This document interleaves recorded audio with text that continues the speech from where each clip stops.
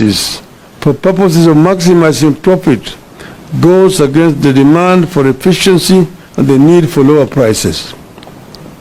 It is going to drive a number of oil marketing firms out of business.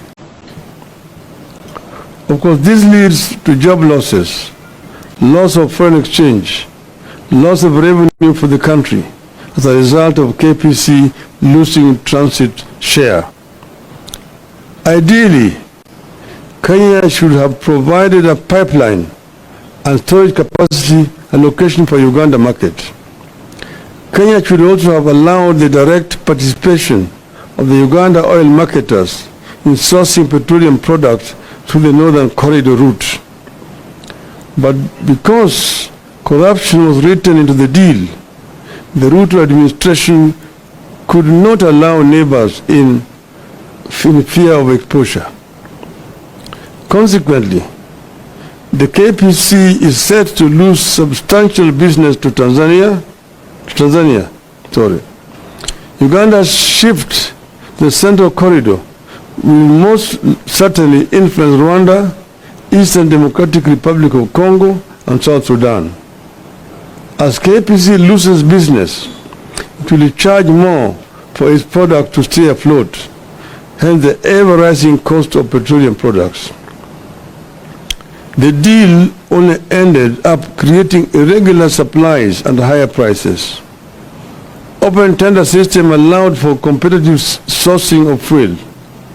Monopolistic tendencies for purposes of maximizing profit goes against the demand for efficiency and the need for lower prices. It is going to drive a number of oil marketing firms out of business, leading to job losses and loss of revenue for the government. The deal that Ruto signed with the oil companies has excessively high freights and premiums compared to those witnessed in the open tender systems. They are as high as an additional $50 per metric ton.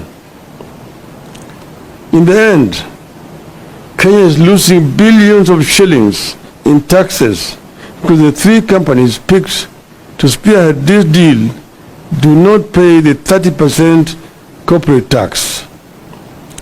Shielding the three companies from this tax is the reason Ruto told Kenyans that it was a G2G deal. Your guess is as good as mine on who is pocketing the unpaid corporate tax. But the burden of the unpaid corporate tax is passed to Kenyans at the pump. Now, ladies and gentlemen, our stand as azimio. 1. Ruto must immediately cancel the contract and revert to the open tender system, which ensured guaranteed supply of petroleum products. It has assigned responsibility to various players as opposed to the so-called G2G that is making Kenyans depend on inefficient and corrupt players. The open tender system was efficient, accountable, and competitive, and offered prices commensurate with international pricing model. 2. The Ethics and Anti-Corruption Commission needs to move in, not to sanitize, but to get to the bottom of how and why we got into this deal and who is benefiting from it. 3. The men and women who came up with this